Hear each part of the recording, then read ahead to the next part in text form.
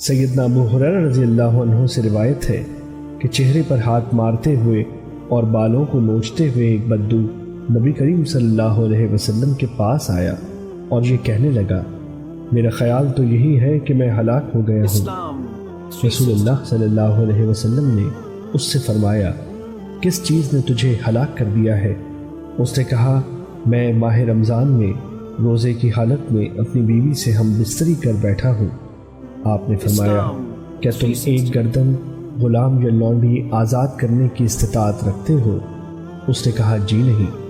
آپ نے فرمایا، کیا تم 2 ماہ مسلسل روزے رکھ سکتے ہو؟ اس نے کہا، جی نہیں۔ آپ نے فرمایا، کیا 60 مسکینوں کو کھانا کھلا سکتے ہو؟ اس نے کہا، جی نہیں۔ پھر اس نے اپنے فقر و فاقے کا ذکر بھی کیا۔ اتنے میں رسول اللہ کی خدمت میں ایک ٹوکرا لایا گیا جس میں 1500 کھجور تھی۔ نبی کریم صلی اللہ علیہ وسلم نے پوچھا، وہ آدمی کہاں ہے؟ پھر آپ نے فرمایا، یہ کھجوریں مسکینوں کو کھلا دو۔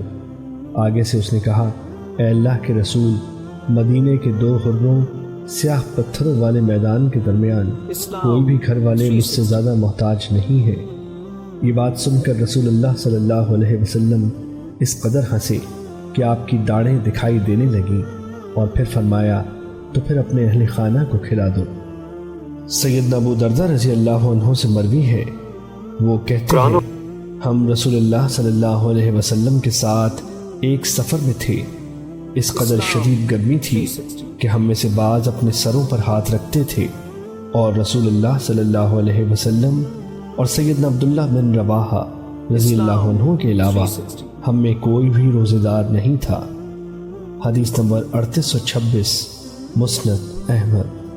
سیدہ عائشہ رضی اللہ عنہ بیان کرتی ہیں کہ سیدنا حمزہ بن عمرو اسلمی رضی اللہ عنہ رسول اللہ صلی اللہ علیہ وسلم کی خدمت میں حاضر ہوئے اور کہا، اے اللہ کے رسول، میں لگاتار روزے رکھتا ہوں، آیا میں سفر میں روزہ رکھ لیا کروں؟ آپ صلی اللہ علیہ وسلم نے فرمایا، اگر تم چاہو تو روزہ رکھ لو اور چاہو تو چھوڑ دو۔ حدیث نمبر 3825، مسند احمد۔